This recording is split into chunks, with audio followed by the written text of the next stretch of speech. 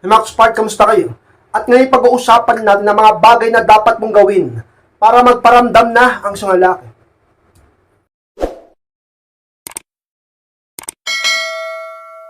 At kung handa, nakikinig na po tayo. At muli, be inspired!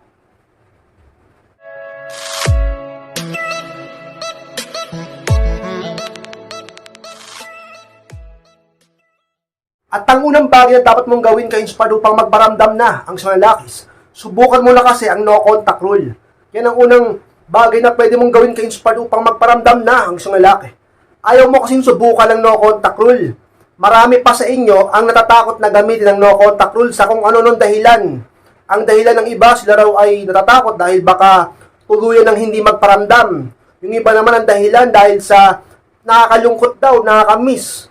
Yung iba, dahil sa, ang dahilan may utang pa daw yung lalaki. Yung iba naman, ang dahilan dahil sa, kailangan daw ng sustento.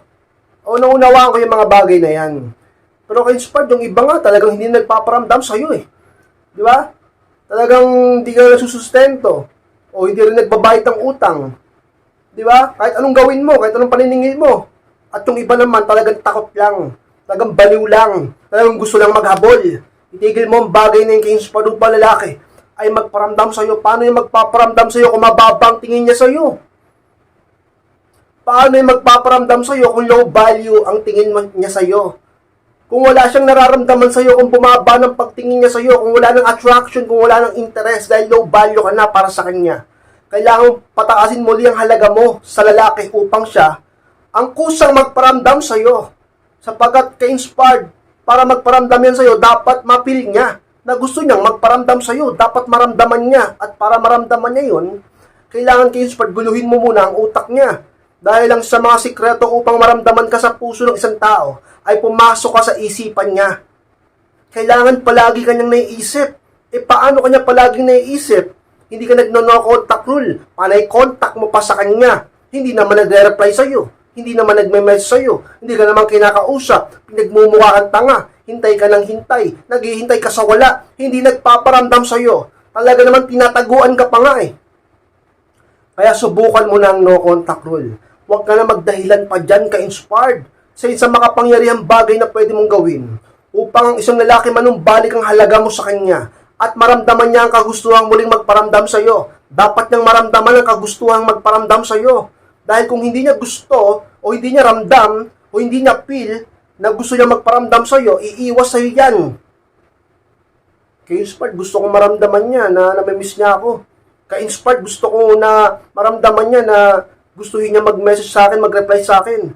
Para nga mangyari yun ka-inspired, dapat palagi kanyang naiisip. Ito, nandito ang sikreto, kailangan pumasok ka sa dito niya, Pumasok ka sa utak niya, pumasok ka sa kokote niya, pumasok ka sa ulo niya, sa isip na dapat palagi kanyang naisip, dapat gumugulo ka palagi sa isip niya.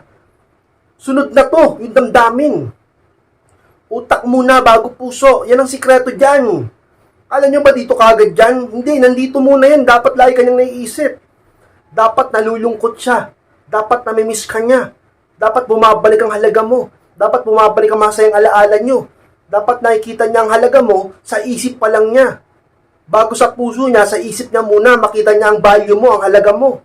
Paano mangyayari yun kung napakakulit mo? Paano mangyayari kung habol ka ng habol sa kanya? Paano mangyayari kung mayat maya meron kang message sa kanya? Hindi ka naman niya nare-replyan, napakatigas ng ulo mo. Nagmumukha ka ng tanga. Talaga namang ka-inspire, itigil mo ang bagay na yun upang lalaki ay hindi na masyadong bumabang tingin sa'yo at magkaroon pa ng pag-asang magparamdam sa'yo. Isa yun sa mga sikretong bagay na pwede mong gawin upang magparamdam na ang isang lalaki. Gamitin mo na kasi, subukan mo na kasi, ang ginagamit ng iba kung bakit sila nagtagumpay tagkais pa, ang no contact rule ka-inspire. Alam mo, pwede mong gawin ka-inspire upang magparamdam na ang lalaki. Huwag na kasing maging tamad na mag-self-improve. Yung pangalawa ka-inspire, huwag ka na kasing tamad. Yan ang pangalawang dapat mong gawin. Mag-self-improve, huwag ka na maging tamad. Problema sa inyo, kaya hindi ka binabalikan Ni ayaw kang makita, ni ayaw kang kausapin, ni ayaw kang replyan. Kasi hindi yan babalik sa'yo kung paanong value meron ka, kanya iniwan. Halimbawa, low value ka, iniwan ka niya. Low value ka, hindi siya nagparamdam sa'yo. Tingin mo, babalik siya sa'yo dahil sa kung lang dahilan? Babalik yan sa'yo kapag nakita niyang tumaas ang value mo. Babalik yan sa'yo kapag nakita niya naging high value ka. Kapag may magandang nangyari sa'yo. Ipamukha mo sa kanya na nagkamali siya, na iniwang kanya, na pinabayaan kanya. Ganun dapat. Dapat siyang magsisi. Kaya mag-focus ka sa sarili mo at hindi palaging sa kanya. Mag-focus ka sa self-improvement, hindi yung palaging lungkot-lungkutan ka. Nagsa-self-pity ka pa at lagi mo pang sinisisi ang mundo. Pati sarili mo, sinisisi mo. Yung iba sa inyo, tinatapos pa ang buhay. Yung iba sa inyo, naninira pa ng buhay. Yung iba sa inyo, talaga namang sinisira ang buhay ng pamilya. Tigil mo ang bagay na hindi naman makatulong yan eh.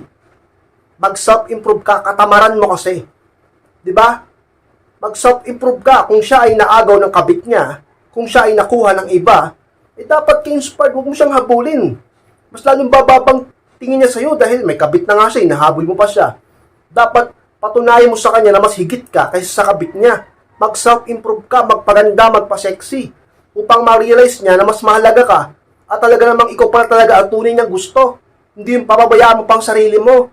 Nasa kandungan na siya ng iba, nasa piling na siya ng iba, ikaw pa, pinapabayaan mo pa sarili mo, hindi mas talong hindi babalik sa'yo yan. Diba? O kaya yung iba naman, iniwan dahil nagpabayaan sa sarili.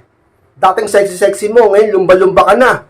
Dating sexy-sexy mo, ngayon butot balat ka na. Dating sexy-sexy mo, ngayon losyang ka na. Lawlaw na yan kung ano-ano sa lawlaw na. Talaga naman ka-inspired dahil sa pagbabayaan mo sa sarili mo. Yung iba sa inyo may bisyo pa. Yung iba sa inyo, imbis na mag-self-improve, nakikipagkismisan, nagsusugal, nagtutongis, nagbibingo, nakaupo maghapon, tamad mag-ehersisyo, lamon ng lamon, panay cellphone. Walang mangyayari pagka ganyan. Mag-self-improve ka. Huwag kang masyadong kampante dahil bilog ang mundo. At sa bilog na mundo na yan, maraming malalanding babae. Daig ng malandi ang maganda. Maaagaw sa iyo ang masawa mo, maaagaw sa iyo ang mister mo, aagawin sa iyo ang boyfriend mo, ng mga malalandi dyan. Kaya, hindi sapat yung maganda ka lang.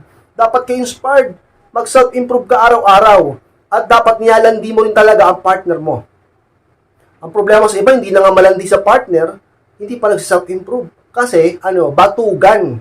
Batugan. Ngayon, kung hindi man siya bumalik, pagkatapos ng self-improvement mo, nag-self-improve ka, hindi siya bumalik, ayos lang. At least, gumanda ka, naging sexy ka, marami pa rin manliligaw sa'yo. Wala ka pa rin talo. Sabi ng iba, ka-inspired, baka naman kasi pag nag-self-improve ako, hindi na rin bumalik asawa ko. Baka pag nagpaganda ako, nagpa-sexy ako, hindi na rin ako balikan ng boyfriend ko. Okay lang. At least nag-improve ka, gumanda ka, sumexy ka. Mapapalitan mo siya na mas gwapo pa sa kanya. Marami pa manliligaw sa'yo na mas higit pa sa kanya dahil minahal mong sarili mo. At sa pagkakamali mo ngayon sa buhay mo, dapat matuto ka na. Habang buhay ka mag-self-improve. Sabi ng iba, ka-inspired, matanda na ako eh. Lola na ako. Marami na akong anak, nanay na ako. May edad na ako. Ano naman ngayon? Ba't may pinipili bang edad ang pagsa-self-improve? Sabi ng iba, ka-inspired, di naman talaga ako maganda eh. Alam nyo, tigil nyo na ngayon kasabing ganyan, wala naman taong pangit eh. Diba? Nagiging pangit lang yan kasi batugan nga. Nasa mundo na lahat ng papaganda, ikaw na lang ang kulang eh. Batugan ka kasi. Huwag ka na kasi maging tamad mag-self-improve. Upang ang partner mo ay mas lalo kang mahalin at kung iniwan ka man niya sa kung naman dahilan ay bumalik sa'yo at magparamdam na sa'yo muli, ka-inspire. Pangatlong paraan ka-inspire na pwede mong gawin upang magparamdam na ang sinalakis. Huwag ka na kasing parang aso na habol ng habol, yung pangatlo ka-inspire. Na bagay na pwede mong gawin upang magparamdam na sa'yo ang sinalaki.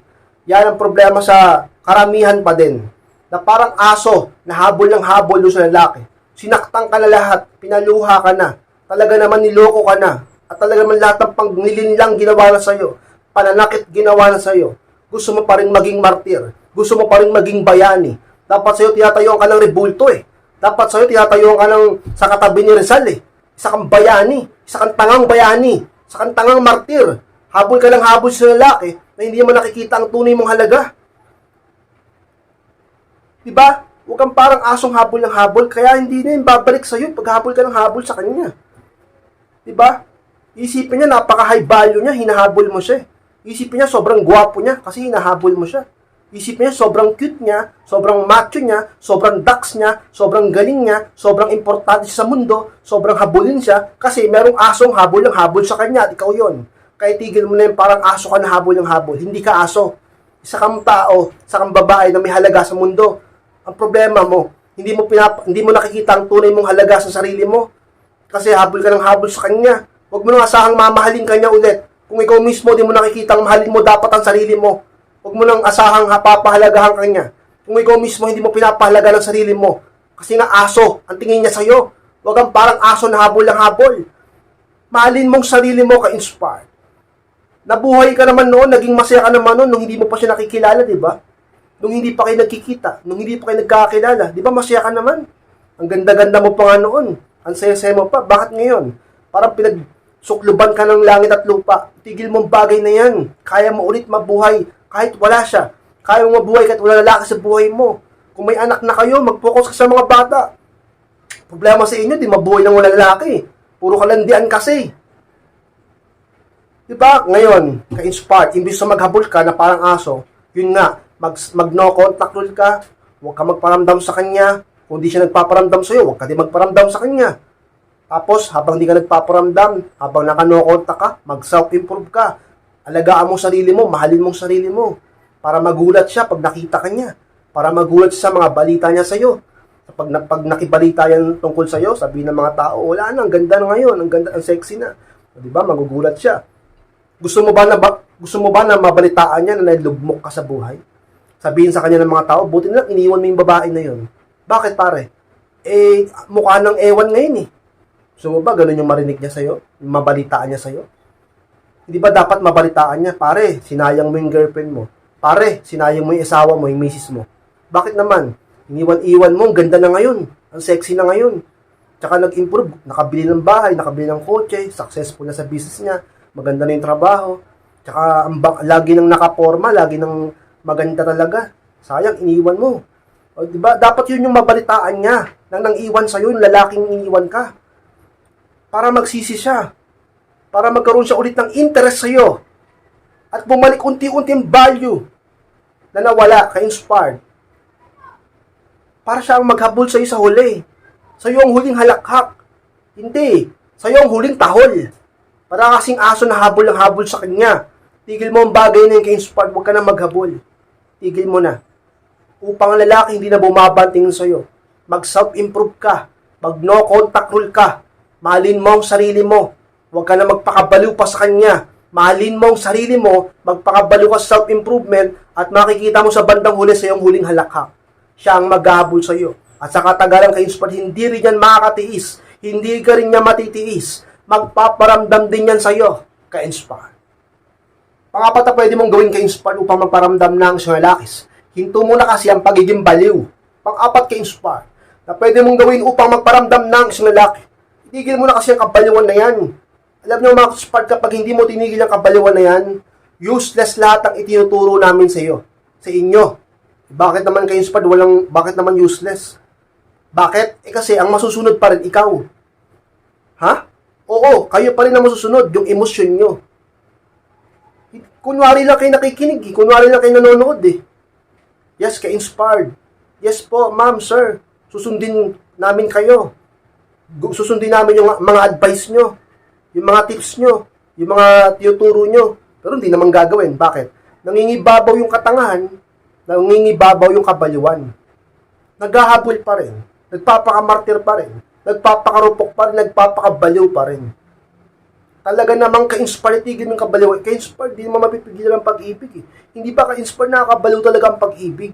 Oo nga, pero hindi na kayo mga bata ngayon. Maunawaan ko pa kayo kung mga masyado pa kayong isip bata o immature pa eh. Pero yung iba sa inyo, karamihan sa inyo, nasa tamang edad na. May mga edad na nga eh. Hindi ka ba natuto sa pagkakamali na nakaraan ng buhay mo? Ilang taon ka na ba ngayon? Ano na ba edad mo? Ganyan ka pa rin karupok? Ganyan ka pa rin kabaliw sa pag-ibig? Wala ka bang natutunan sa mga nakaraang relasyon mo? Tapos sasabihin mo sa akin, ganyan, ganito. Gina-justify mo na lang ang kabaliwan mo. Pinagtatanggol mo na lang ang kabaliwan mo. Alam nyo, mas pinipili nyo kasing gamitin lagi ang puro puso. Hindi totoo yun. Gamitin mo rin ang utak mo. Kahit mali nga, basta puro puso, ganon. Kahit mali, kasi mahal ko, kahit mali, okay lang. Okay lang kahit mali.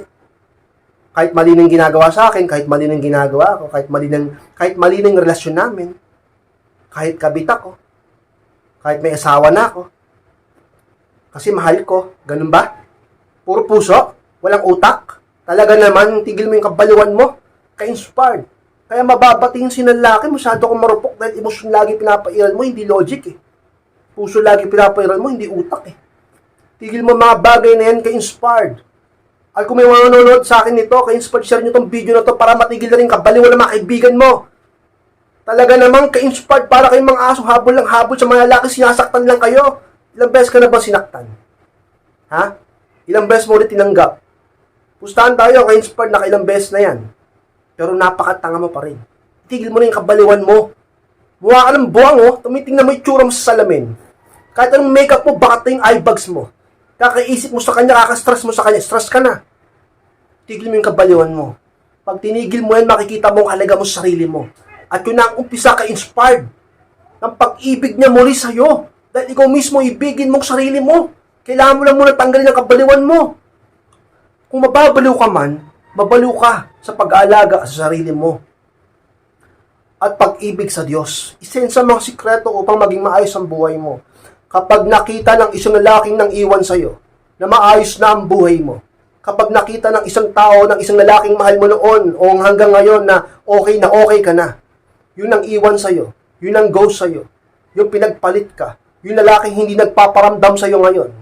Kapag nakita niyang okay ka, nag-improve ka, naging high level ka, talaga naman gumanda ka, sumeksi ka, naging okay buhay mo, o mas maganda, mas naging tanyag ka pa, naging popular ka, talaga naman bababang pride niyan, mataas ang pride niyan kasi mababatingin niya sa iyo ngayon eh. Kasi nga, baliw ka sa kanya. Pero pag tinigil mo yung kabaliw mo sa kanya, tingnan natin kung magyabang pa yun sa'yo. Wala na siyang ipagyayabang. Hindi ka nabaliw sa kanya. Pakita mo kasi hindi ka nabaliw sa kanya.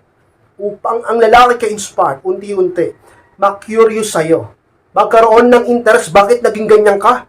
Mag-wonder, bakit pumigil ka sa pagkabaliw mo sa kanya? Meron ka na bang iba? Hindi mo na ba siya gusto? Nagbago ka na ba? At ang lalaki sa katagalan, sa kakaisip sa'yo, ka-inspired, maaaring kamustahin ka at yun ang simula. Ang pangangamusta niya sa'yo, ang pang-i-stalk niya sa'yo, ang pakikibalita niya sa mga kaibigan mo, ang talaga namang ka-inspired pagbabantay niya tungkol sa'yo. Isa yun sa mga sekreto, ka-inspired, unahin mong sarili mo. Pero bago yun, dapat tanggalin mong kabaliwan mo. Upang ikaw mismo makita mo muna ang pagmamahal sa sarili mo. Yan ang unang sikreto. Mahalin ang sarili. Tanggalin ang kabaliwan. Piliing mahalin ang sarili. Upang sa katagalan ng lalaki, ay muli kang mahalin. At magparamdam mo rin sa'yo. Ka-inspire. Ka-inspire, maraming salamat sa pagtapos ng vlog nito. Kung kalimutan na mag-like, comment, and share na rin po upang makatulong din po tayo sa iba. At sa mga hindi pa subscribe, click nyo po yung subscribe, click nyo po yung notification bell upang ma-notify kayo pag may bago akong upload. Sa mga gusto magpa-coaching o magpa-advise, humingi ng payo, message lang po sa akin Facebook, and yung profile picture ko sa FB, message lang po sa Messenger. Ako po mismo ang siya magre-reply sa inyo. Maraming salamat mga ka-inspired, mag-ingat kayong lahat. Mahal ko po kayo, at muli, be inspired!